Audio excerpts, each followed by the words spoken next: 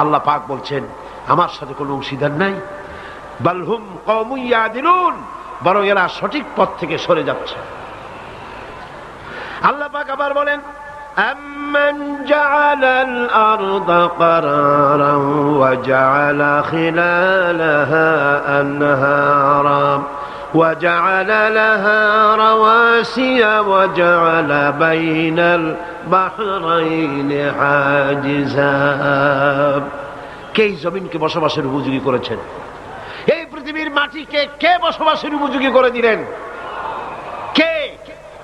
এই পৃথিবীর পানিগুলোকে দুভাগে বিভক্ত করে দিলেন। এই পৃথিবীর মাটি বসবাসের উপযোগী করেছেন কে? এই মাটি যদি নরম হতো, মাটি নরম না শক্ত? দুটোই, নরমও আবার শক্ত। এমন শক্ত নয় যে আপনি কোদাল দিয়া খুন্তা দিয়া কোপাইয়া পিলার উঠাইতে পারবেন না, ফসল রোপণ করতে পারবেন না, এরকম শক্ত নয়। কত নরম আপনি কি চিন্তা করেছেন? একটা লাউয়ের বিচি, একটা সিমের বিচি, বিচি করেন আপনারা কি করেন?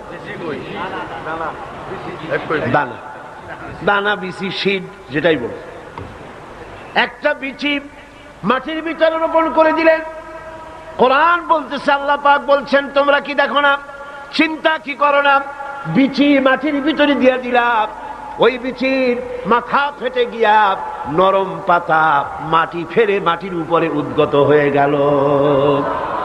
أأنتم أنشأتم شجرتها أم نحن المنشئون। কে উদ্গত করলো মাটি থেকে? কে করেছে? আল্লাহর নাম নিতে শরম করে মিয়ারা? চিল্লায় কোন আল্লাহ, আরো জোরে কোন আল্লাহ। সুবহানাল্লাহ।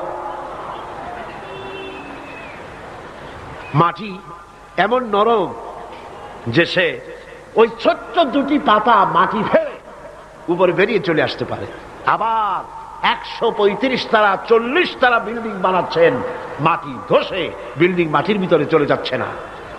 এই মাটিকে বসবাসের উপযোগী করে মুতাদিল মুতাওয়াসসিত এ ধরনের ভারসাম্যপূর্ণ মাটিকে কে বানালো? কে বানালো? আল্লাহ পাক বলছেন আমি বানাইছি। আমি কি পানির ভিতরে ভাগ করে দিয়েছি, একদিকে নোনা পানি আর একদিকে মিষ্টি পানি। তাও কি চোখে দেখো না? চোখে দেখে না কারা? নাস্তিক আর মুরতাদ। ওদের চোখে ধরা পড়ে না।